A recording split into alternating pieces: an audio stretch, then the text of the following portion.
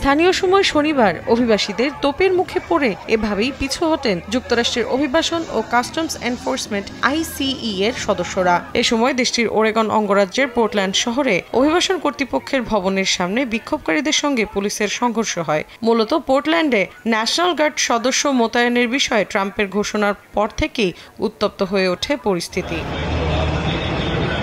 এরই মধ্যে মার্কিন প্রেসিডেন্ট ডোনাল্ড ট্রাম্প হুঁশিয়ারি দিয়ে বলেছেন, অরাজকতা সৃষ্টি করলে পোর্টল্যান্ড সহ কয়েকটি অঙ্গরাজ্যের ফেডারেল অর্থায়ন বন্ধ করে দেয়া হবে। পোর্টল্যান্ড শহর কর্তৃপক্ষ জানিয়েছে, কোনো আনুষ্ঠানিক নোটিশ বা কারণ না জানিয়ে ট্রাম্প প্রশাসন শহরের তহবিল বন্ধের হুমকি দিয়েছে। এতে স্থানীয় অর্থনীতি ও সরকারি কার্যক্রম আরও ক্ষতিগ্রস্ত হতে পারে বলে শঙ্কা প্রকাশ করেন মেয়র কিথ উইলসন।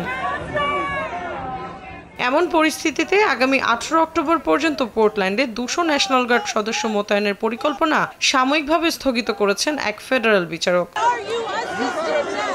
একই দিন ইলিনয় অঙ্গরাজ্যের শিকাগো শহরে এক নারীকে গুলি করে আহত করে বর্ডার পেট্রোল সদস্যরা। ঘটনাকে কেন্দ্র করে সৃষ্টি হয় উত্তেজনা। শহরের ব্রাইটন পার্ক এলাকায় পরিস্থিতি নিয়ন্ত্রণে আনতে ICE সদস্যরা মরিচের স্প্রে ও রাবার বুলেট ব্যবহার করে। ঘটনাস্থলে গিয়ে দুপক্ষকে শান্ত করে আইন শৃঙ্খলা বাহিনী। এটি ব্রাইটন পার্ক, এটা কোনো যুদ্ধক্ষেত্র নয়। তারা আমাদের ওপর টিয়ার গ্যাস নিক্ষেপ করেছে। দেখুন আমাদের কি অবস্থা। ট্রাম্প প্রশাসন বলছে, সীমান্তে থাকা 19,000 সদস্যের একটি অংশকে এখন বড় শহরগুলোতে সার্চ ফোর্স হিসেবে পাঠানো হচ্ছে। স্থানীয়দের অভিযোগ, সীমান্ত নিরাপত্তা বাহিনীকে শহরে মোতায়েন করে নজিরবিহীন শক্তি প্রদর্শনের চেষ্টা করছেন মার্কিন প্রেসিডেন্ট।